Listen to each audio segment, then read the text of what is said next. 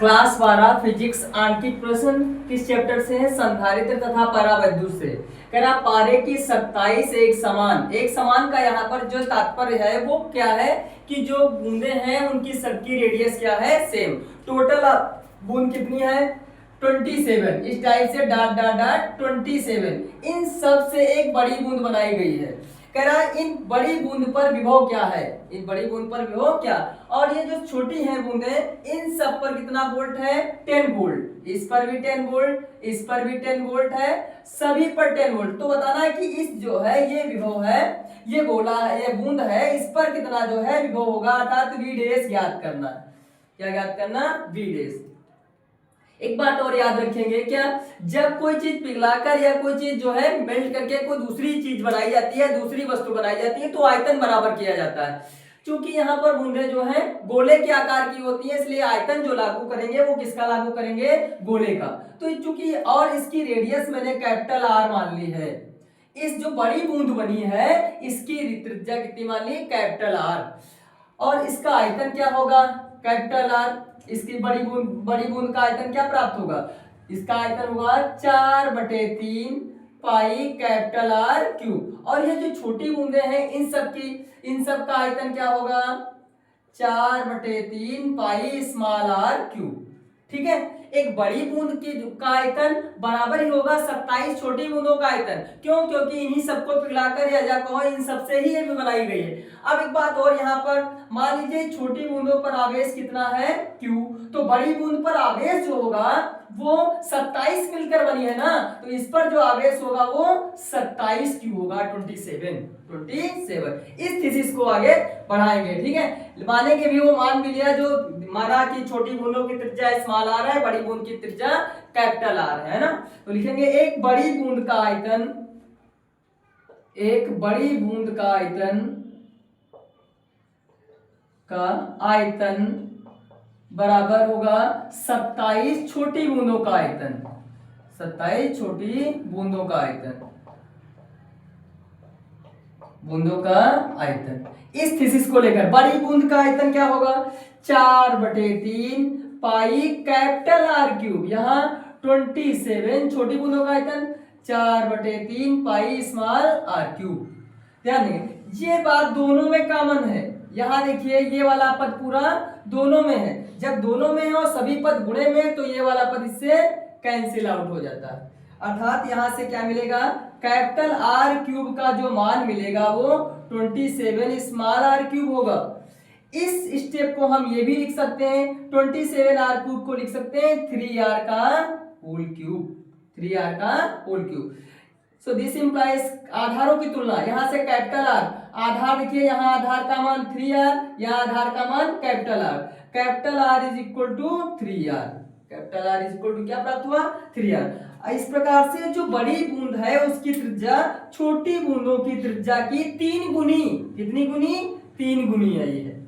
अर्थात जो ये बड़ी बूंद बनी है इसकी त्रिज्या कितनी है? छोटी बूंदों की त्रिज्या की 3 गुनी है। 3 गुनी। अब यहाँ पर हम जानते हैं Q बराबर CV होता है ना।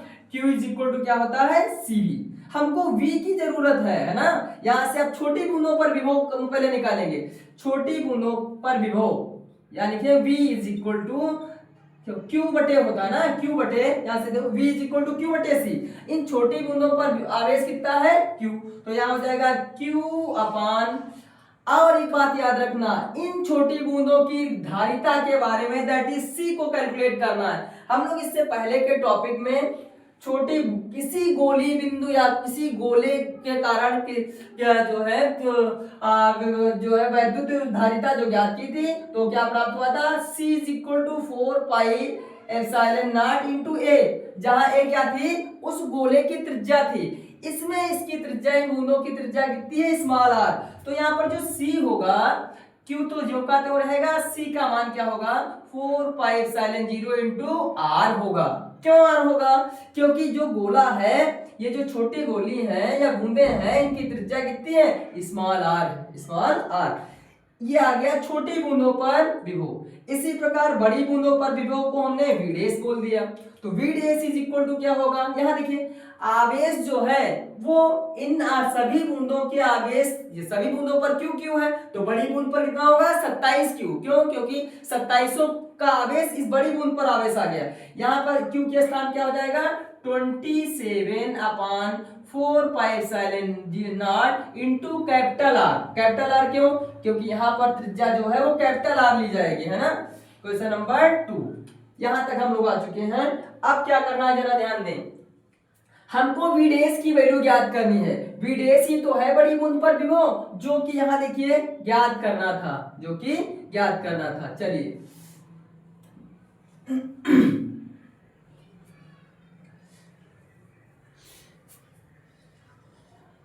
V इज इक्वल टू प्राप्त हुआ है Q upon 4 pi epsilon not into small r।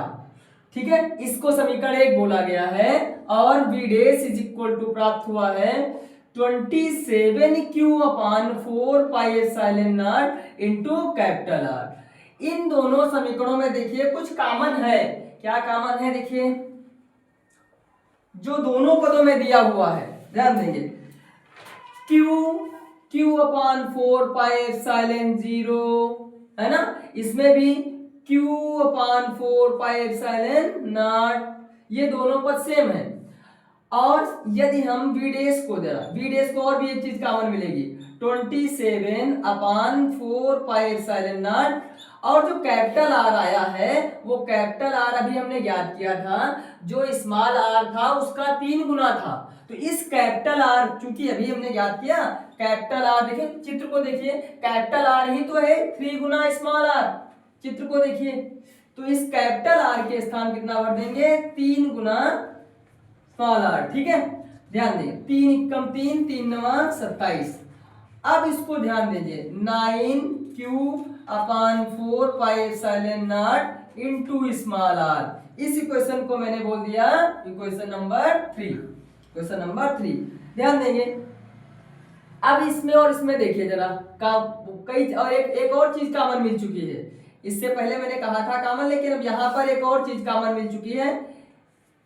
आप समीकरण 3 और 1 को देखिए, ये क्वेश्चन 1 है, 1 और 3 को देखिए। Q upon 4 pi epsilon 0 into R, इसमें भी Q upon 4 pi epsilon 0 into R. अर्थात इसके स्थान पर समीकरण 1 का उपयोग करके इसके स्थान पर क्या हो जाएगा V हो जाएगा, है ना। अर्थात V dash is equal to 9 into V हो गया। क्यों? क्योंकि ये सब क्या है समीकरण 1 से V, अर्थात V dash is equal to 9 गुणे 10। V क्या था? जो छोटी बूंदें थी उन सब पर जो विभव था कितना है 10 वोल्ट। अर्थात V के स्थान कितना भर दिया 10, दैट इज कितना प्राप्त हुआ 90 वोल्ट। 90 वोल्ट यही हमको कैलकुलेट करना था, यही हमको कैलकुलेट करना था। ठीक है, अब अगला प्रश्न इसके बाद देखिए।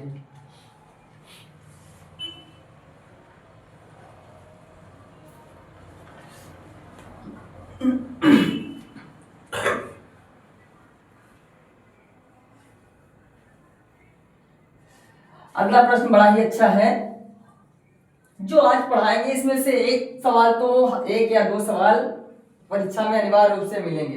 कह रहा 25 माइक्रोफेरेड धारिता के प्लेटों के बीच, ये है प्रश्न। कह रहा है 25 माइक्रोफेरेड धारिता की प्लेटों के बीच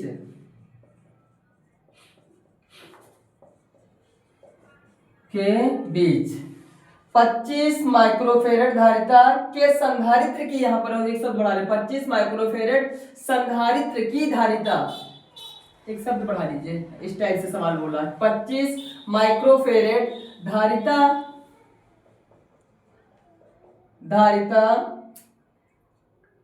के संधारित्र की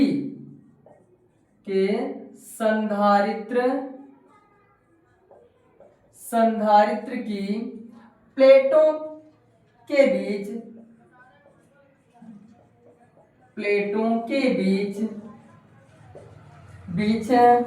250 वोल्ट का विभवांतर लगाने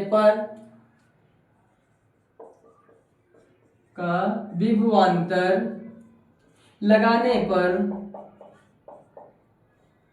लगाने पर, इतने वोल्ट का विभवांतर लगाने पर उनकी प्लेटों पर आवेश क्या होगा, उनकी प्लेटों पर आवेश लगाने पर उनकी प्लेटों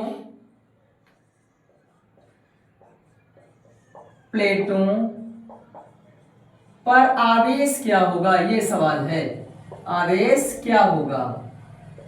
ध्यान दीजिए जरा, कह रहा 25 माइक्रोफेरेड धारिता के एक कोई संधारित्र है ना, एक कोई संधारित्र, इस टाइप का कोई एक संधारित्र, समझिए जरा, दो प्लेटें हैं, कह रहा इतने माइक्रोफेरेड संधारित्र के, बहुत सूक्ष्म, माइक्रोफेरेड मतलब अत्यधिक सूक्ष्म है धारिता, दैट इज इन प्लेटों की जो धारिता दी गई है वो कितनी दी गई है, C is equal to 25 microfarad गुणे 10⁻⁻6 फेरेड।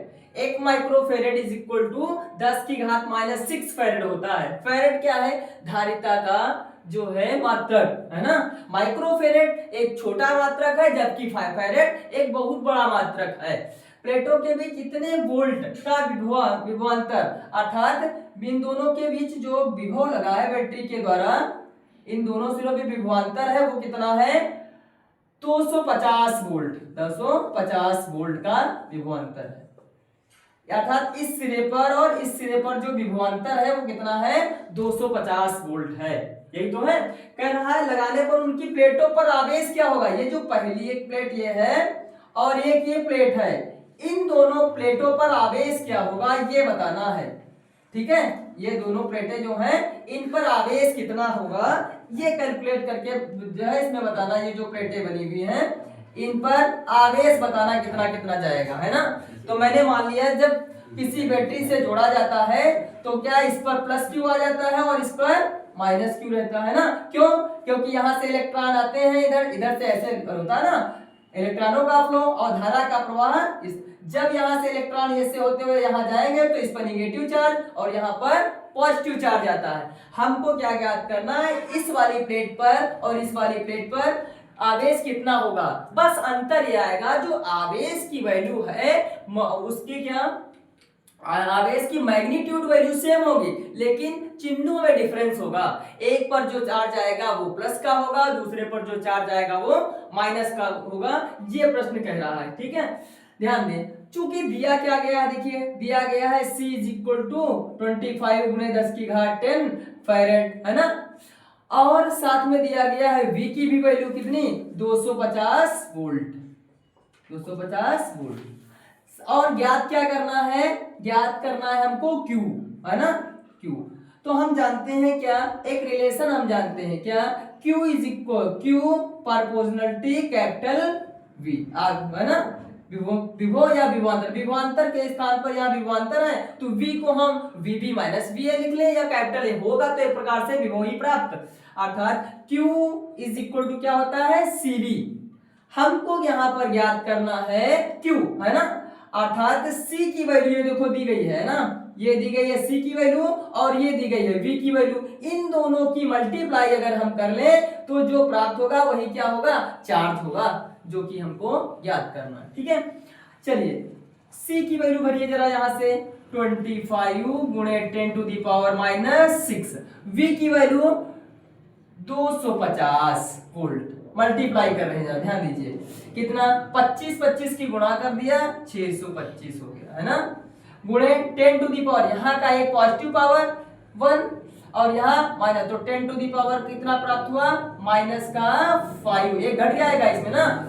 साथ ही में हम जानते हैं कि जब जो है फिजिक्स में आंसर लिखा गया है, हर जगह जब भी उत्तर निकालते हैं तो एक अंक के बाद दशमलव लगाना। एक नियम और बताया था कि ये दशमलव जो है दशमलव बाई तरफ भागेंगे तो जितने अंक भाग देते हैं उतना प्लस का पावर जुड़ता है। तो इसको हम कुछ इस टाइप से ले दो, 1 2 यहाँ दशमलव लगा लेंगे तो यहाँ पर पावर काहे की होगी, प्लस की। 2 अंक भागे ना तो यहाँ पर प्लस के 2 अर्थात 10 की घात कितना होगा, -3। इतने कूलाम का आवेश होगा इन प्लेटों के मध्य। अर्थात इस वाली प्लेट पर कितना चार्ज होगा, इस वाली प्लेट पर चार्ज होगा प्लस का 6 गुणे 6.25 गुणे 10⁻⁻3, उतना ही निगेटिव चार्ज यहाँ पर होगा -6.25 गुणे 10⁻⁻3 कूलाम।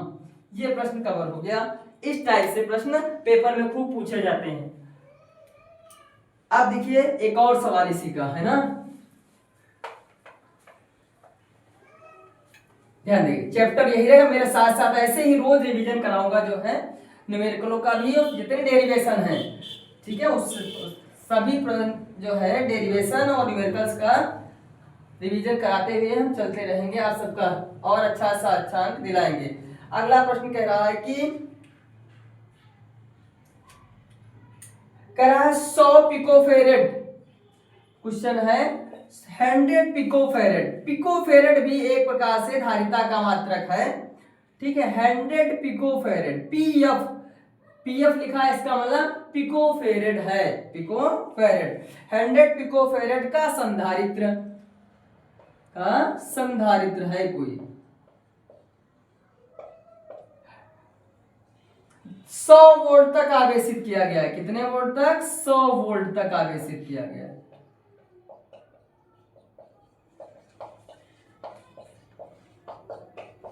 आवेशित किया गया है, आवेशित किया गया है। संधारित्र पर संचित आवेश ही ज्ञात करना है, वही उसी टाइप का है। संधारित्र पर संचित आवेश, संचित आवेश ज्ञात करना है, सेम है सवाल, ठीक है, ज्ञात कीजिए, ये ज्ञात करना है। ध्यान दो, एक कोई संधारित्र है, फिर उसी टाइप का वही हूबहू सवाल है। एक कोई संधारित्र है, कितनी धारिता इसकी दी गई है? 100 पीएफ दिया है। एक पिकोफैरेड बराबर 10 to the power minus 12 farad होता है। कितना होता है? 10 टू दी पावर 12 फैरेड। ये हो गया। कितने वोल्ट तक? फिर बैटरी जो दिया गया है और ये इस टाइप से जुड़ा है, ठीक है। यहाँ पर कितना वोल्ट तक आवेशित किया गया, चार्ज किया गया है, तब तक चार्ज किया गया जब तक उस कैपेसिटर का, ये जो कैपेसिटर है प्लेटो का, कितना ना हो जाए? 100 वोल्ट ना हो जाए, ठीक है। अब कह रहा, अब बताइए यदि ये 100 वोल्ट तक आवेशित किया गया है तो इस पर आवेश कितना है? दैट इज इसी कैपेसिटर पर हमको क्या ज्ञात करना है? क्यू ज्ञात करना। अभी हमने देखा, लिखेंगे हम जानते हैं, क्या जानते हैं? हम जानते हैं फार्मूला क्या? Q is equal to CV, है ना। Q ही ज्ञात करना ना, Q ज्ञात, that is Q is equal to C की वैल्यू दी गई है 100 गुणे 10 टू दी पावर माइनस 12 और यहाँ पर कितने वोल्ट तक? Multiple by 100। बड़ा सरल आसान सवाल है, ठीक है। कूलाम, आवेश का मात्रक कूलाम। यहाँ देखिए 2 पावर पॉजिटिव 2, 4 हो गई, 4 इसमें से निकल गई, कितनी बची? 10 to the power 8, 10 to the power 8। यही क्या है? इतना कूलाम तक इस जो ये कैपेसिटर जो है इस पर कितना कूलाम है? चार्ज, कूलाम चार्ज है 10 to the power minus 8 coulomb charge है, 10 to the power minus 8 coulomb charge है। नेक्स्ट अगला सवाल देखिए।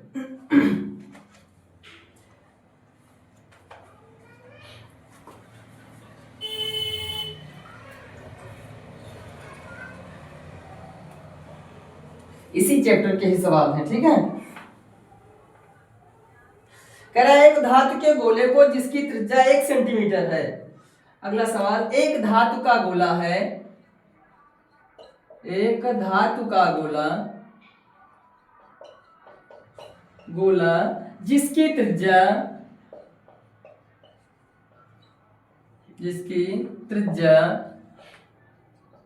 त्रिज्या 1 सेंटीमीटर, कितनी है?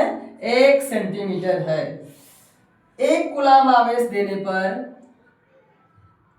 1 कूलाम 1C आवेश देने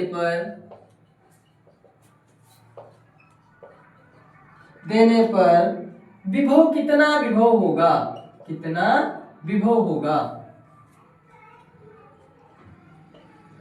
कितना विभव होगा ये बताना है। बड़ा ही अच्छा सवाल है, ठीक है, और बड़ा ही सरल सवाल है। कतई न्यूमेरिकल से घबराएंगे नहीं कोई बच्चे, कितना कठिन न्यूमेरिकल्स हो फिजिक्स का, कतई घबराना नहीं, बड़े ही आसान और सरल भाषा में समझाएंगे सभी बच्चों। चाहे ये चैप्टर चला है, इसके बाद जो चैप्टर आएंगे उन सब न्यूमेरिकल्स को हम इंपॉर्टेंट न्यूमेरिकल्स को कराएंगे, ठीक है। कह रहा है एक धातु का गोला है, एक धातु का क्या है? गोला। ये कोई गोला है, ठीक है, कंडक्टर है कोई, है ना, ये कोई गोला इस टाइप से। कह रहा धातु को जिसकी रेडियस भी दी गई, इसकी रेडियस कितनी दी गई, 1 सेंटीमीटर, 1 सेंटीमीटर ये रेडियस दी गई है। कह रहा एक कूलाम आवेश, इसको चार्ज कितना प्रोवाइडेड किया जा रहा है, 1 कूलाम ये चार्ज। अब इतने आवेश इस गोले को दिया गया है, 1 कूलाम आवेश 1 सेंटीमीटर त्रिज्या वाले गोले को दिया गया है। अब इसको बताना है कि इस पर जो पोटेंशियल होगा कैपिटल V वो कितना होगा, ये सवाल कह रहा है। कह रहा कोई गोला है, कंडक्टर है, जिसको 1 कूलाम का आवेश दिया गया और उसकी रेडियस 1 सेंटीमीटर है, तो उस पर विभव कितना होगा ये कैलकुलेट करना है। तो हम सब लोग इसके पिछले वीडियो में एक वीडियो में चर्चा कर चुके हैं कि विलगित गोली चालक की धारिता के लिए व्यंजक, है ना, विलगित गोली चालक की धारिता के लिए व्यंजक जो है एक दिन जो है उसको प्रूफ कर चुके हैं ना। क्या होता है formula, C = 4 pi epsilon 0 into R, ठीक है, जहां R क्या है, जहां R उस गोले की त्रिज्या है, जहां R उस गोले की त्रिज्या है। परंतु हम जानते हैं V ज्ञात करना, तो फिर हम जानते हैं Q = क्या होता है, CV, है ना, तो V = क्या होगा, Q/C, Q/C, है ना, तो V = क्या होगा, Q/C। अब देखिए C Q की वैल्यू तो यहां दी गई है, कितनी दी गई है, 1 कूलाम। अपान में C की वैल्यू ये भरेंगे ना, रेडियस की बात की गई है, इसलिए ये वाला ये C का मान यहां पर भरे, C है, यहां पर C का मान भरेंगे कितना, 4 pi epsilon not into R, ठीक है। यहां से हमको V कैलकुलेट करना, दैट इज V = हम लोग जानते हैं 1/4 पाई एप्सिलॉन 0 का आंकिक मान 9 × 10⁹, है ना। अपान में R भी दिया गया है, ठीक है, अपान में कितना दिया गया, R की वैल्यू यहां देखिए 1 सेंटीमीटर, 1 सेंटीमीटर को मीटर में कन्वर्ट करेंगे, 1 centimetre 1 centimetre is equal to, centimetre metre बदलेंगे तो 1/100 करेंगे, दैट इज 10⁻² मीटर, है ना। 10, इसको क्या लिखेंगे, 10⁻²। अब ये पावर जब अंश में न्यूमरेटर में लेके जाएंगे तो पॉजिटिव हो जाती है ना, तो 9 × 10⁹ थी, 2 और पॉजिटिव हो गया, अर्थात 11 हो जाएगा। इतना वोल्ट इस वाले गोले पर विभव होगा, वोल्ट, है ना, यही हमको ज्ञात करना था। नेक्स्ट अगला सवाल देखिए, बड़े ही अच्छे सवाल है ना, इसी टाइप से एक अलग थोड़ा बेहतरीन बड़ा ही अच्छा सवाल देखिए इसके बाद।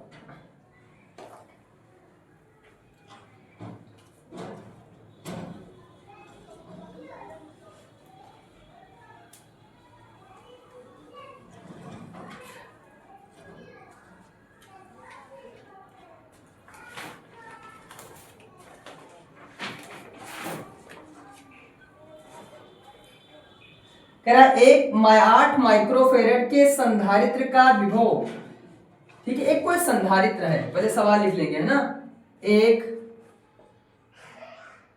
8 माइक्रोफेरेड, कितना, 8 माइक्रोफेरेड अर्थात म्यू का संधारित्र, 8 माइक्रोफेरेड का संधारित्र, माइक्रोफेरेड के संधारित्र, यानी के संधारित्र का विभवांतर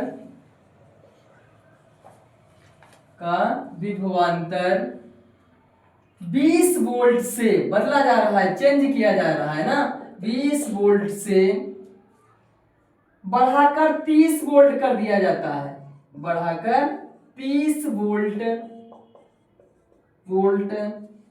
कर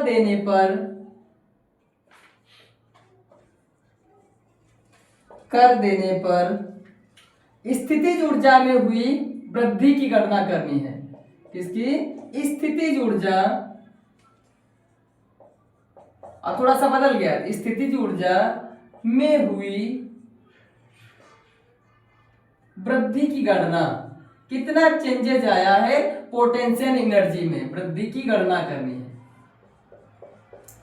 सवाल को लगाने से पहले पोटेंशियल एनर्जी के बारे में हम पीछे वीडियो में चर्चा कर भी चुके हैं। यहाँ पर सिर्फ सूत्र पर चर्चा करेंगे, फार्मूला क्या होता है ना, ध्यान दो। U इज इक्वल टू होता है पोटेंशियल एनर्जी और पोटेंशियल विभव, है ना, पोटेंशियल खाली पोटेंशियल विभव, पोटेंशियल एनर्जी और कैपेसिटेंस के में एक रिलेशन होता है क्या, U बराबर होता है हाफ CV स्क्वायर। इस फार्मूले का उपयोग करेंगे। कह रहा एक 8 माइक्रोफेरेड के संधारित्र का विभवांतर 20 वोल्ट से बढ़ाकर, एक कोई जो है संधारित्र है कुछ इस टाइप से, ये संधारित्र, ठीक है, ये कोई बैटरी के द्वारा ये जुड़ा हुआ है, ठीक है, और 1 माइक्रोफेरेड, इतने माइक्रोफेरेड है, अर्थात धारिता दी गई है, कितनी धारिता है, 8 माइक्रोफेरेड, 8 गुणे 10 टू द पावर -6 फेरेड, ये धारिता दी गई है। शुरुआती दौर पर जो है कम वोल्ट की बैटरी लगी हुई थी, यहाँ पर विभव मान लीजिए कम था, है ना, विभव कितना था शुरुआती दौर में, कितना था 20 वोल्ट था, ठीक, बढ़ाकर तब इसकी स्थितिज ऊर्जा ज्ञात कर लीजिए, ठीक है, तब स्थितिज ऊर्जा क्या होगी U1, हमने उसको क्या बोला U1। इस स्थिति में जब धारिता उतनी है, विभव 20 वोल्ट है, कितने वोल्ट है 20 वोल्ट, तब U1 निकालेंगे। U1 इज इक्वल टू क्या, फार्मूला देखिए 1/2 CV1 स्क्वायर। V1 क्यों लिखा, यहाँ पे जो चेंजेस किया गया है वो विभव कितना है 20, इसलिए V को ही V1 बोला गया है। That is U1 is equal to 1/2 C की वैल्यू 8 गुणे 10 टू द पावर -6 और V1 का मान कितना है 20, अर्थात 20 का वर्ग। ये आ गई शुरुआती दौर में जो है पोटेंशियल एनर्जी, है ना। अब दूसरी स्थिति ये बोल रहा है कि अब विभव 20 वोल्ट से, अर्थात यहाँ बैटरी जो लगाई गई है, इस बैटरी इस संधारित्र में, उसकी बैटरी जो है बढ़ा दी गई है, कितने वोल्ट की बैटरी है, कुछ बड़ी बैटरी लगा दी गई है इस टाइप से, है ना, बड़ी बैटरी लगा दी गई है। अब जो है फिर कह रहा है कि तब स्थिति ऊर्जा कितनी होगी, ये कोई बैटरी लगा दी गई, बड़ी बैटरी लगा दी गई, ठीक है, धारिता उतनी ही है, कितनी 8 गुणे 10 टू द पावर -6 ही फेरेड है। यहां पर विभव का मान कितना है V2 30 वोल्ट है, कितना 30 वोल्ट दूसरी स्थिति में। तब देखिए जरा, जब दूसरी स्थिति प्राप्त में मिला तो U2 निकालेंगे ना, अर्थात तब potential energy U2 is equal to क्या 1/2 CV2 स्क्वायर, या इन दिस केस यहाँ पर V2 इसको बोल दिया, इसको V1 बोल दिया, V2 square. That is U2 is equal to 1/2 C की वैल्यू वही इतनी 8 गुणे 10 टू द पावर -6 और V का काम यहाँ 30 कर रहा है, अर्थात U1 प्रारंभिक स्थिति में यही पोटेंशियल एनर्जी है। दूसरी स्थिति में जब विभव बैटरी बड़ी बैटरी लगाई गई, अर्थात विभव का मान बढ़ा दिया गया, तब पोटेंशियल एनर्जी ये आ रही। साथ में कह रहा है स्थितिज ऊर्जा में हुई वृद्धि बताना है, अर्थात डेल्टा U ज्ञात करना है। क्या ज्ञात करना है, डेल्टा U। तो डेल्टा U कुछ इस वाले कॉलम में हम निकालेंगे, ध्यान दीजिए, इसको मिटा दे रहे हैं ना, इसकी जरूरत है, हम यहाँ पर लिखेंगे, ठीक है। दोनों स्थितियों में मैंने अलग अलग निकाल लिया है, ठीक, दोनों स्थितियों में मैंने एनर्जी निकाल ली, वही लिखे, बाकी सबको हम रफ कर दें, ठीक है। दोनों स्थितियों में कह रहा ये आया है अपना U1, ये U2 आया है ना, U1 और U2। अब हमको ज्ञात क्या करना है, डेल्टा U ज्ञात करना, हुई वृद्धि, है ना, स्थितिज ऊर्जा में हुई वृद्धि की गणना, ठीक है। That is delta U is equal to होता है U2 minus U1, U2 that is ये वाली वैल्यू है ना 1/2 गुणे 8 गुणे 10 टू द पावर -6 और यहाँ कितना है 30 का वर्ग। अब ये U1 की वैल्यू भी ये देखो दी है क्या, -1/2 गुणे 8 गुणे 10 टू द पावर -6 इंटू 20 का वर्ग, है ना, 20 का वर्ग। इसको सॉल्व करेंगे, जो आएगा वही क्या होगा, पोटेंशियल एनर्जी में इंक्रीजेस, जो परिवर्तन हुए हैं, जो वृद्धि हुई है, वो ज्ञात होगी। चलिए, कुछ इन दोनों पदों में कॉमन है, ये वाला पद दोनों पदों में मौजूद है, इसलिए यह क्या होगा, कॉमन। इन दोनों पदों में से मैंने कॉमन ले लिया 1/2 multiple by 8 multiple by 10 to the power -6, यहाँ बचेगा 30 का वर्ग माइनस 20 का वर्ग, है ना, डेल्टा यू, ये प्राप्त हुआ।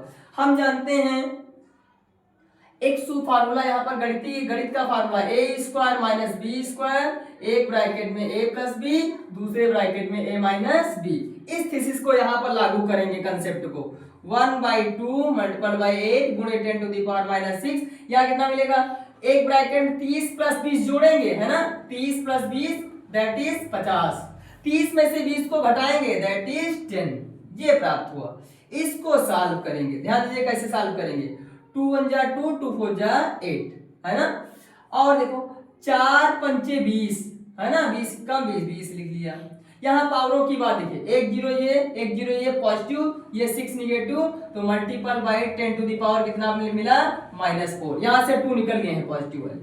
साथ ही में ये वाला भी पावर हटा सकते हैं, ये वाला जीरो इसमें शामिल कर सकते हैं, अर्थात 2 गुणे 10 टू द पावर -3, यही क्या है, वृद्धि हुई है, जूल, क्या, जूल। इतनी वृद्धि हुई 2 गुणे 10 की घात -3, 2 गुणे 10 की घात -3। नेक्स्ट, ये भी सवाल खूब पेपर में पूछा गया है, ठीक है, 2012 में भी पूछा गया है, कई बार पूछा गया है, इन सालों में कई बार दिया हुआ है सवाल ये, ठीक है। अगला प्रश्न देखिए, इसी चैप्टर से संबंधित, कल इसके आगे के जो चैप्टर है अगला वाला, उसका जो है डेरिवेशन होंगे, इसके बाद जैसे पूरे डेरिवेशन हो जाएंगे लगभग, इसके बाद उस चैप्टर के भी अंकित शुरू होंगे। अगला प्रश्न बड़ा ही अच्छा कह रहा है, एक समांतर प्लेट संधारित्र की प्रत्येक प्लेट का क्षेत्रफल, थोड़ा सा परिवर्तन किया है सवाल में, कह रहा एक समांतर प्लेट संधारित्र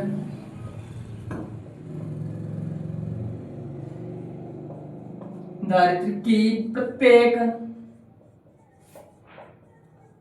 प्लेट का क्षेत्रफल, प्रत्येक प्लेट का क्षेत्रफल दिया गया है, प्रत्येक प्लेट का क्षेत्रफल 100 सेंटीमीटर स्क्वायर है, कितना है, 100 सेंटीमीटर स्क्वायर, तथा प्लेटों के बीच की दूरी भी दी गई है, तथा प्लेटों के बीच की दूरी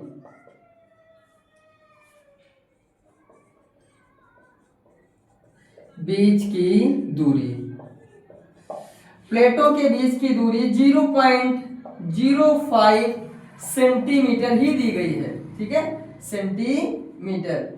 इनके बीच एक परावैद्युत पदार्थ भर देने पर, इनके बीच एक परावैद्युत पदार्थ भर देने पर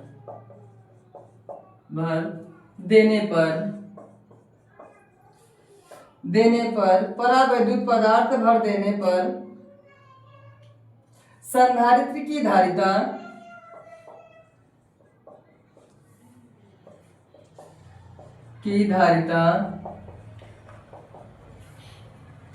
दी गई है 3.54 गुणे 10 10 टू द पावर -10 और फैरड हो जाती है,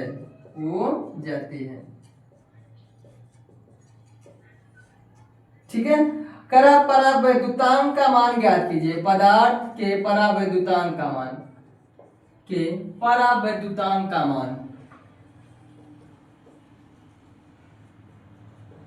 परावैद्युतांक का मान ज्ञात करना है, मान ज्ञात कीजिए, परावैद्युतांक का मान ज्ञात कीजिए, ये प्रश्न कह रहा है। परावैद्युतांक को हम किस अक्षर से लिखते हैं, कैपिटल के, अर्थात capital K is equal to question mark, है ना, capital K is equal to question mark, यही ज्ञात करना। कह रहा है एक समांतर प्लेट संधारित्र है जिसकी प्रत्येक प्लेट का क्षेत्रफल भी दिया गया। एक कोई समांतर प्लेट संधारित्र है, ये इस टाइप का कोई समांतर प्लेट संधारित्र है, ठीक है, ये कोई समांतर प्लेट संधारित्र है जिनमें प्रत्येक प्लेट का जो है दिया गया है, एरिया दिया गया है। ये जो प्लेटें हैं, 2 प्लेटें हैं, दोनों प्लेटों का एरिया दिया गया है। कितना, इसका एरिया दिया गया है कैपिटल ए। एरिया को किससे लिखते हैं, कैपिटल ए से।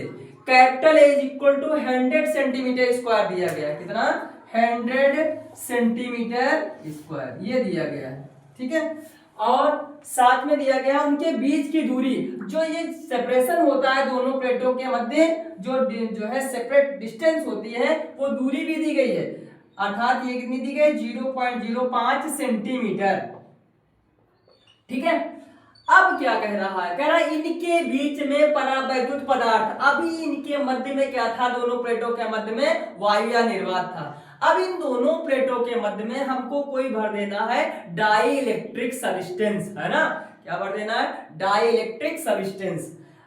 इनके मध्य में कोई डाई इलेक्ट्रिक सब्सटेंस भर दिया गया कुछ इस टाइप से। मैंने ये डेरिवेशन भी पूरा करवा दिया है पिछले वीडियो में। ये कोई भर दिया गया है, तब इसकी धारिता, शुरुआती जब ये नहीं भरा हुआ था तब कुछ धारिता रही होगी, लेकिन अब धारिता कितनी हो गई है, 3.54 गुणे 10⁻⁻10 फेरेड ये हो गई धारिता। धारिता को किस अक्षर से लिखते हैं, सी से, है ना। अब कह रहा है जो डाई इलेक्ट्रिक सब्सटेंस भरा है इसका परावैद्युतांक अर्थात कैपिटल के बता दीजिए कितना है। अर्थात इस कैपिटल के की वैल्यू हमको ज्ञात करनी है।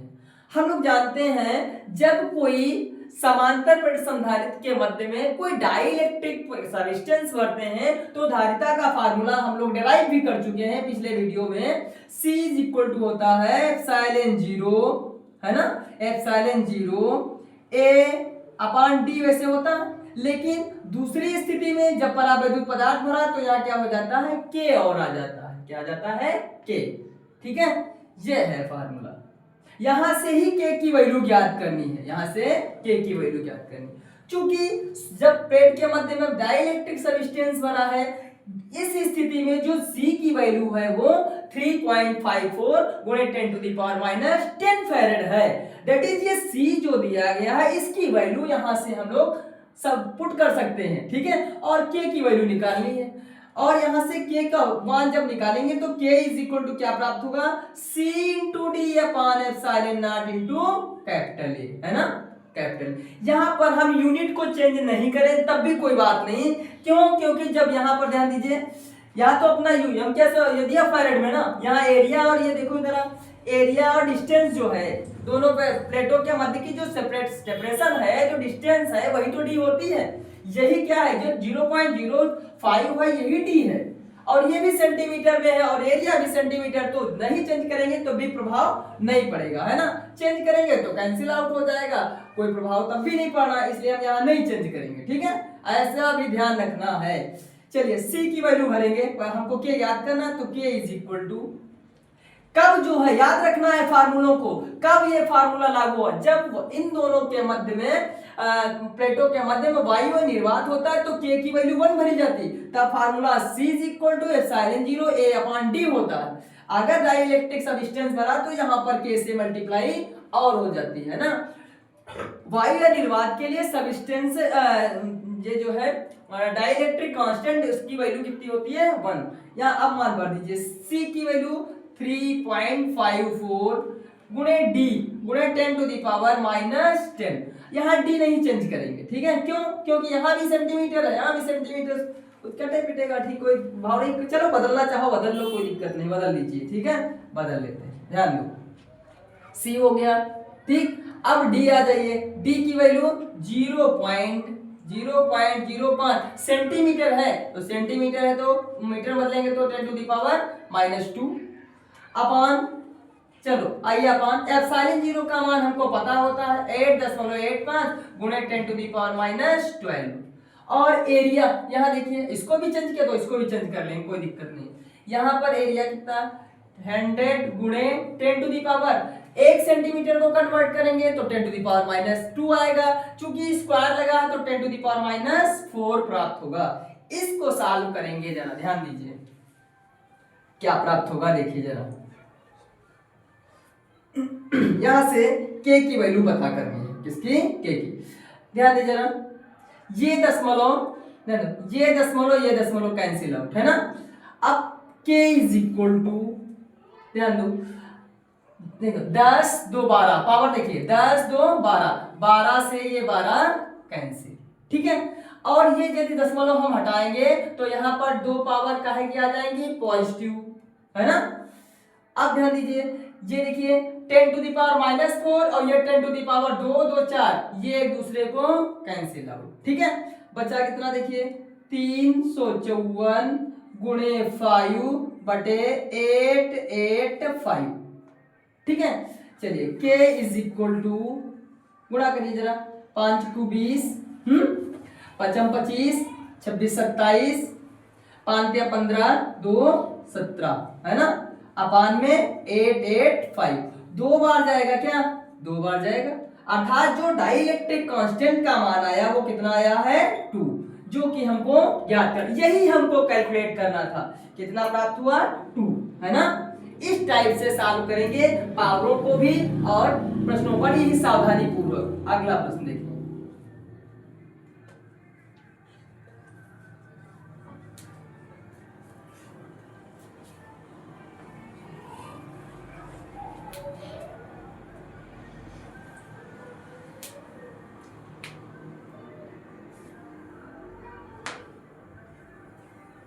कह रहा एक वायु संधारित्र की धारिता। अगला प्रश्न, एक वायु संधारित्र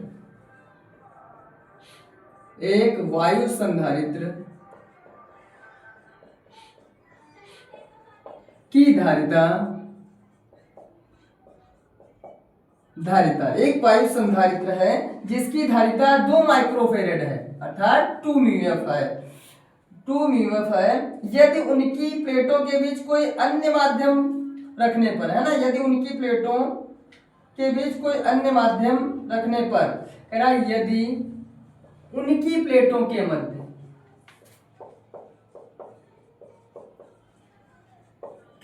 मध्य अन्य माध्यम, कोई अन्य माध्यम है ना, अन्य माध्यम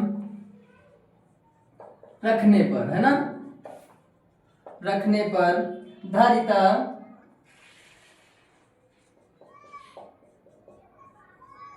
12 म्यूएफ हो जाती है, माइक्रोफेरेड हो जाती है। ठीक है, माइक्रोफेरेड हो जाती है। अब परावैद्युतांक का मान ज्ञात करना। इस स्थिति में थोड़ा सा परिवर्तन किया, इस स्थिति में परावैद्युतांक ज्ञात कीजिए, परावैद्युतांक ज्ञात कीजिए। इस स्थिति में परावैद्युतांक ज्ञात करना है। शुरुआती दौर में कितनी धारिता थी 2 माइक्रोफेरेड। जब उनका कौन सा संधारित्र था, उन दोनों जो संधारित्र था उन दोनों प्लेटों के मध्य में एयर या वैक्यूम था, तब कितना थे उसकी धारिता 2 माइक्रोफेरेड। जब उनके मध्य में कोई अन्य माध्यम अर्थात डाइलेक्ट्रिक सब्सटेंस आदि इत्यादि जो उसके अंतर्गत फुलफिल किया गया है, तब उसकी धारिता कन्वर्ट हो गई है, चेंजेस होकर कितनी हो गई है 12 फेरेड। देखिए जरा कुछ इस टाइप से फिगर ड्रा किया जाएगा, ये कोई संधारित्र है। ठीक है, अब इन दोनों प्लेटों के मध्य में क्या है, वायु है। क्या है, वायु। ठीक है, द्वितीय स्थिति में ये कोई वही संधारित्र है और इन दोनों प्लेटों के मध्य में ये संधारित्र है ना, इन संधारित्र। अब इस स्थिति में जब वायु है तब C की वैल्यू दी गई है, जो C है C इज इक्वल टू कितना दिया गया है 2 माइक्रोफेरेड, 2 माइक्रोफेरेड। दूसरी स्थिति में अन्य कोई माध्यम अर्थात कोई सब्सटेंस वगैरह भर दिया गया, इसमें कोई अन्य माध्यम आ गया, इसमें कुछ भर दिया गया, फुलफिल किया गया है ना, तब धारिता इसकी चेंज हो गई। अब इस स्थिति में कितनी हुई है 12 माइक्रोफेरेड।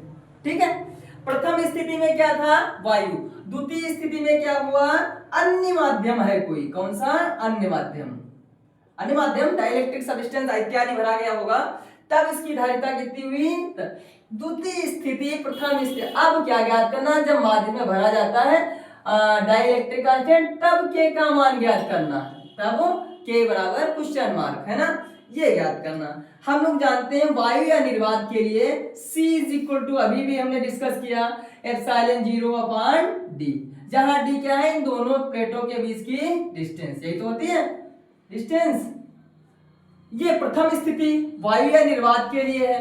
द्वितीय स्थिति को मैंने सी डैश बोल दिया। C dash is equal to epsilon 0 A upon D.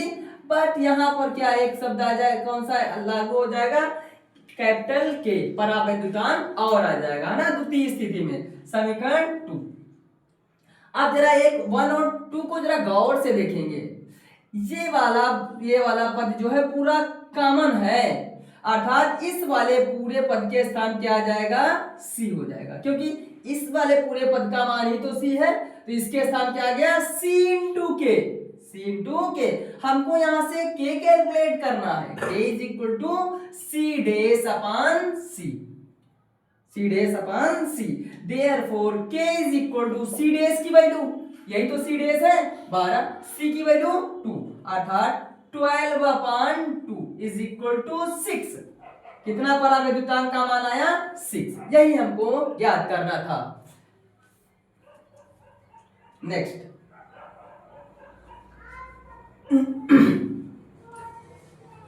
घबराएंगे नहीं कोई बच्चे का, न्यूमेरिकल से बड़ा ही आसान भाषा में समझाएंगे हम, ठीक है, चाहे जितना बड़ा न्यूमेरिकल हो, कतई घबराना नहीं। अभी एनसीईआरटी सर्किट आएगा और बहुत ढेर सारे जो है उन सब के सवाल जो है बहुत ही आसान भाषा में, एकदम सरल भाषा में समझाना है, ठीक है, सभी बच्चों को। चलिए अगला सवाल कह रहा है, देखिए जो श्रेणी क्रम संयोजन होता है, समांतर क्रम संयोजन होता है, उससे रिलेटेड एक सवाल है। उससे पहले एक और सवाल है, बड़ा ही अच्छा सवाल है। अब ऐसे कहा जाए कि इस सवाल जो बताने जा रहे हैं इसके बिना पेपर बनना नहीं है बोर्ड का, 100% आने की उम्मीद है। एक समांतर प्लेट संधारित्र है, क्या है, फिर एक समांतर प्लेट संधारित्र। कल ये वाले इस चैप्टर के ज्यादा से ज्यादा जो महत्वपूर्ण जो है प्रश्न है वो सब जो है कवर करा देंगे। एक समांतर प्लेट संधारित्र की प्लेटों का व्यास दिया गया है, प्लेटों का व्यास कितना दिया गया है, 8 सेंटीमीटर, 8 सेंटीमीटर है, और प्लेटों के बीच वायु भरी है, प्लेटों के बीच क्या भरी है, वायु है, ठीक है, वायु भरी है। यदि इस संधारित्र की धारिता, इस संधारित्र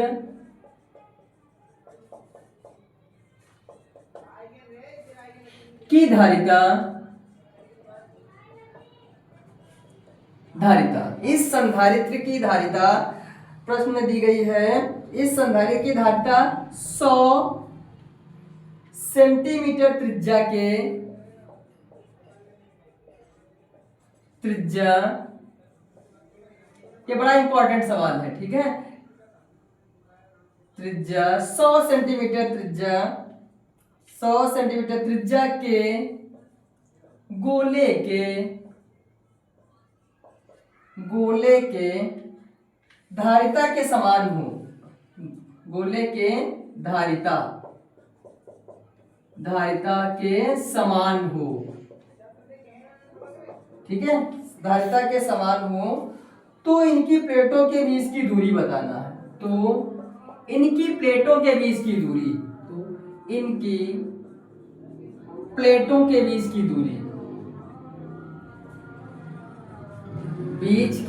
दूरी, कैलकुलेट करना है, दूरी ज्ञात कीजिए, अर्थात स्मॉल डी ज्ञात करना है, दूरी ज्ञात करना। ध्यान दीजिए, करा एक समांतर प्लेट संधारित्र है, ठीक है, और साथ में करा प्लेटों का व्यास दिया गया है, रेडियस नहीं दी गई है, क्या दिया गया है, व्यास, है ना। एक कोई समांतर प्लेट है, ये दीजिए, समझिए जरा, एक कोई समांतर प्लेट संधारित्र है, ठीक है, हमने इसके एरिया को मान लिया, इन दो प्लेटें हैं उनकी एरिया को क्या माना, कैपिटल ए, और जो डिस्टेंस है दोनों प्लेटों के बीच सेपरेशन है जो कितना है, स्मॉल डी। अब इन दोनों प्लेटों के बीच में क्या है, वायु है, क्या भरा है, वायु भरी। इस संधारित्र की धारिता, इसकी जो धारिता है, ये जो संधारित्र है जिनके मध्य में वायु भरी है और एरिया उन दोनों प्लेटों की कैपिटल ए है, इसकी धारिता मैंने मान ली क्या है, कैपिटल सी मान ली, ये मैंने माना है। कह रहा है ये जो जिसकी जो धारिता है वही 100 सेंटीमीटर त्रिज्या वाले गोले की धारिता के समान है। और एक गोला है कोई इस टाइप से, कोई गोला है, ये गोला, इसकी रेडियस कितनी दी गई है 100 सेंटीमीटर। कह रहा है इसकी जो धारिता है वही 100 सेंटीमीटर त्रिज्या वाले गोले की धारिता के समान है। इसकी धारिता को हमने C1 बोल दिया तो इसकी धारिता C2। इन दोनों की धारिता आपस में क्या है समान है। तब जो है ये डिस्टेंस D कैलकुलेट करना। कह रहा है जो संधारित्र है इनके बीच की डिस्टेंस, जो प्लेटों के बीच जो दूरी होती है वो कैलकुलेट करिए।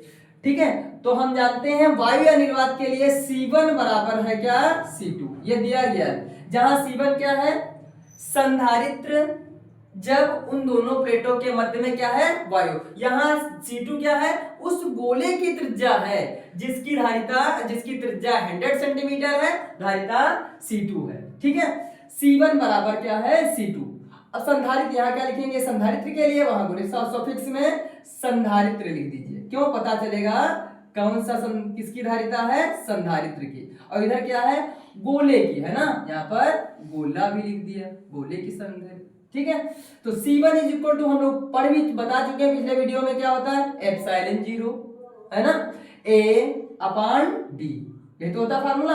एप्सिलॉन C1 क्या संधारित्र, जब वायु या निर्वात है तब एप्सिलॉन 0 A/D।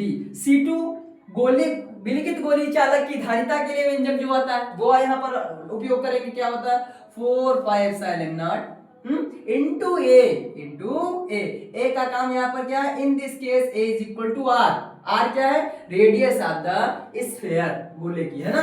ध्यान दीजिए एप्सिलॉन 0 से एप्सिलॉन 0 कैंसिल आउट है ना। ठीक है, यहां से D कैलकुलेट करना है तो D इज इक्वल टू क्या प्राप्त होगा, D is equal to D को इधर पक्षांतर किया और ये वाला पद इधर लाएंगे। ठीक है, D ये हो जाएगा A/4 पाई इंटू R। अब यहां पर ध्यान दीजिए A की वैल्यू नहीं दी गई है बल्कि दिया क्या गया व्यास दिया गया, जो प्लेटें हैं इन सब का व्यास दिया गया है। ठीक, तो पहले हम यहाँ पर क्या करेंगे त्रिज्या का मान निकाल लें। भाई व्यास है, व्यास से हम क्या निकालें त्रिज्या निकालें है ना, त्रिज्या निकालें। हाँ क्या निकालेंगे त्रिज्या ज्ञात कर लें। ठीक है, आप यहाँ और A की भी वैल्यू चेंज करेंगे। देखिए जरा A ये क्षेत्रफल जो है ये किसका क्षेत्रफल पाई आर स्क्वायर में कन्वर्ट कर देंगे, किसमें पाई आर स्क्वायर है ना अपॉन 4 पाई आर ये मिलेगा है ना। चलो देखिए जरा यहाँ आर जो है ध्यान दो, यहाँ आर इस वाले गोले की त्रिज्या है, यहाँ आर क्या है इस वाले जो व्यास दिया प्लेटें हैं उनके लिए यहाँ पर R1 कर दीजिए है ना, पाई से पाई कैंसिल आउट। यहाँ पर R1 को हम ये लिखा R1 का स्क्वायर अपॉन 4R ये प्राप्त हुआ। ठीक, ध्यान देंगे R1 को हम चेंज करेंगे डायमीटर में। क्यों, यहाँ पर मैंने 4 से गुणा कर लिया, 4 से गुणा कर लिया। क्यों किया, क्योंकि यहाँ पर व्यास दिया गया ना और त्रिज्या का दोगुना व्यास होता है तो 4 से मैंने या कहो यहाँ मैंने 4 से गुणा कर लिया तो 4 से डिवाइडेशन भी करना होगा अन्यथा प्रभाव पड़ जाएगा सवाल पर है ना। ये हो जाएगा 1/16 इंटू R, ये हो जाएगा 2R1 का वर्ग। अब जो ये व्यास है यही तो है, त्रिज्या का दोगुना ही तो व्यास है ना। इसके स्थान कितना कर देंगे 8 है ना, अर्थात 8 का वर्ग अर्थात 64 अपॉन 60 इंटू R। 16 एकम 16, 16 चक्कू 64। दैट इज D जो प्राप्त हुई 4/R। अब R की वैल्यू भरेंगे, ये जो R दिया है ना 100 अपॉन 4 अपॉन सेंटीमीटर है, इसको भी कन्वर्ट कर लीजिए, ये लिख लिया। ठीक है, या उत्तर सेंटीमीटर में ही दीजिएगा क्योंकि मीटर में यहाँ नहीं बदलेंगे, जो प्लेटें होंगी बहुत दूर दूर थोड़े ना रखी होंगी तो यहाँ पर सेंटीमीटर में आंसर निकालेंगे। दैट इज कितना प्राप्त होगा 0.04 सेंटीमीटर, यही हमको कैलकुलेट करना था। ठीक है, क्या एक बार पुनः रिवाइज कर लीजिए। जो संधारित्र था जब वायु निर्वात भरी थी उसके कैपेसिटेंस जो था वही उस गोले के कैपेसिटेंस के बराबर था, तब इन दोनों प्लेटों के मध्य की डिस्टेंस ज्ञात करनी थी कुछ इस तरह से। ठीक समझ रहे हो। एक और छोटा सा सवाल, आप संधारित्रों का श्रेणी क्रम संयोजन और जो है समांतर क्रम संयोजन से पर आधारित सवाल है, ठीक है। चलिए ध्यान देंगे जरा। कह रहा 3 संधारित्र जिसमें प्रत्येक की धारिता 3 माइक्रोफेरेड है, श्रेणी क्रम में जोड़े हैं, संयोजन की तुल्य धारिता ज्ञात कीजिए। समांतर क्रम में जोड़ने पर बहुत सरल है, ठीक है। कह रहा 3 संधारित्र हैं, बड़ा सरल है, सभी बच्चे कर लेंगे, है ना। वैसे भी जो है सभी बच्चे करेंगे, इस टाइप का समझाना ही है हमको, है ना। कह रहा 3 संधारित्र हैं, श्रेणी क्रम संयोजन और समांतर क्रम संयोजन पर हम चर्चा कर चुके हैं, है ना। क्या श्रेणी क्रम संयोजन पहले से एक बार पुनः रिवाइज थोड़ा से बात को कह के हम प्रश्न को हल करते हैं, है ना। इस टाइप से यही तो श्रेणी क्रम संयोजन था, ठीक है। ये क्या था? श्रेणी क्रम संयोजन। और एक था समांतर क्रम संयोजन, इस टाइप से, है ना, संधारित्रों का समांतर क्रम संयोजन। तो इसका वीडियो देखना है तो हमारे उस पर जाके चैनल पर और जो है देखिए, ठीक है। ये पूरे डेरिवेशन मैंने बड़ी ही आसान भाषा में समझाया है, ठीक। टोटल जो है इसके बारे में बताया कैसे ये संधारित्र श्रेणी क्रम में कहलाते हैं, कब ये संधारित्र जो है वो समांतर क्रम में समझाते हैं। दोनों का जो है हमारे लिंक वाले में जो है सारे वीडियो पड़े हुए हैं, उनको देखिए। कह रहा है जो 3 संधारित्र सबकी धारिता कितनी है? 3 माइक्रोफेरेड, ठीक। 3 म्यूएफ, ये भी 3 म्यूएफ है और ये भी 3 म्यूएफ है। इसी प्रकार ये भी 3 म्यूएफ है, 3 म्यूएफ है और 3 म्यूएफ है, इस टाइप के दिए गए। ये कौन सा क्रम है? श्रेणी क्रम। कौन सा? श्रेणी क्रम। ये श्रेणी क्रम है। ये कौन सा क्रम है? पैरेलल या समांतर क्रम संयोजन, समांतर क्रम, ठीक। अब कह रहा है तुल्य धारिता। इस स्थिति में बता दीजिए तुल्य धारिता का क्या होगी और इस स्थिति में बता दीजिए जो है तुल्य धारिता क्या होगी। हम लोग जब डेरिवेशन किया था, इसका वीडियो पिछले लिंक में पड़ा हुआ है, पिछले वीडियो में देखिएगा जाके। वहां जब श्रेणी क्रम संयोजन धारिताओं का निकाला था तो 1/c is equal to 1/c1 1/c2 plus 1/c3 था, 1/c3। ये कौन सा संयोजन था? श्रेणी क्रम। इसी प्रकार से जब समांतर क्रम संयोजन हमने निकाला था तो c is equal to c1 plus c2 plus c3। याद रखिएगा, यदि यहाँ 3 संधारित्र हैं तो 3 बार 1/c1 प्लस 1/c2 प्लस, यदि 4 होंगे तो 4, यदि n होंगे तो इसी क्रम से हम आगे बढ़ते चले जाएंगे। इसी टाइप से समांतर क्रम संयोजन में यदि 3 होंगे तो यहाँ तक, यदि 4 है तो एक और संधारित्र आगे बढ़ेगा, इत्यादि आगे हम बढ़ते रहेंगे। ध्यान दीजिए जरा।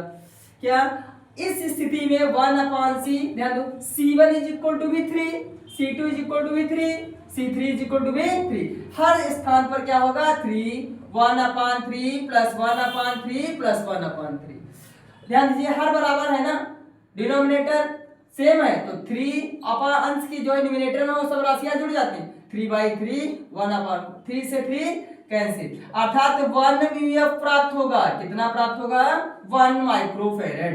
1 किस संयोजन में? श्रेणी क्रम संयोजन में। इसी प्रकार से समांतर क्रम संयोजन में देखिए C इज इक्वल टू सभी संधारित्रों का जो जोड़ होता है, जो योगफल आता है, वही क्या कहलाता है? समांतर क्रम। चलिए 3 plus 3 plus 3 is equal to 9 म्यूएफ, 9 म्यूएफ। ये आ गया क्या? श्रेणी क्रम संयोजन में और समांतर क्रम संयोजन। कल मैं इसी के सवाल पहले बताऊंगा, जो आगे और विशेष रह गए हैं इंपॉर्टेंट सवाल वो कवर कराऊंगा इसके बाद में। अभी यहाँ पर दिए थे संधारित्र, तब मैंने बताया कैसे समांतर क्रम और संयोजन क्रम और श्रेणी क्रम संयोजन हम कवर करते हैं। अब कल बताना है कि यदि टोटल धारिता दी गई है, मान लीजिए ये दिया गया है, ठीक, तो बताना होगा कितने संधारित्र किस किस क्रम में जोड़ने पर ये जो टोटल कैपेसिटेंस आया है वो कौन से संधारित्र श्रेणी क्रम में जोड़े गए, फिर कौन सा समांतर क्रम में जोड़ा गया, तब टोटल उस वाले अगले वाले टॉपिक में जो कल पढ़ाना है उसमें टोटल कैपेसिटेंस दिया जाएगा और अलग अलग से जो है संधारित्र ज्ञात करने होंगे, उस पर कल वीडियो बनाएंगे, ठीक है रहेगा।